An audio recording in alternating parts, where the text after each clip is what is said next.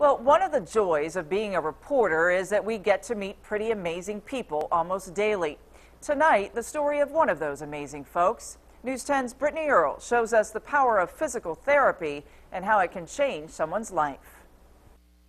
David Osachuk has been to hell and back, unable to talk, walk, even open his eyes. Take a look at this video.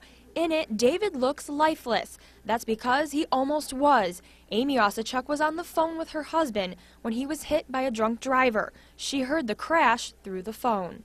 I was hoping it was somebody else's accident when I heard the metal crunch and the tires spinning upside down, and it wasn't very long before I knew that it was Dave's accident. Doctors thought David would never wake up. They said he was brain dead. From the very beginning, they told me that it was pretty bleak. He wasn't going to wake up. He wasn't going to, at most, if he did wake up, he'd be able to drool on himself. After spending 6 weeks in a coma, David woke up. From that point on, Amy refused to give up hope of a full recovery. With your left hand, can you take these cones over there one at a time?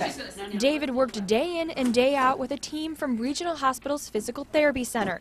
They did simple tasks like balance and catching a ball, but those weren't simple for David. The easiest things I could think of at the time I couldn't do, like walk over to the sink and wash your hands. That was a big deal for me. Again, 7, up. 8, up. David fought through it, and within only 6 weeks, David was back to being David. He says it's all thanks to his team of physical therapists. They did so much for me just by encouraging me and pushing me, because once they began to push me, I began to push myself. Once you get that progress going on with the patient, you want to hold on to it. You don't want to lose it. For David, he showed up completely dependent on others and walked out on his own 2 feet. His team alone says that was the best reward ever.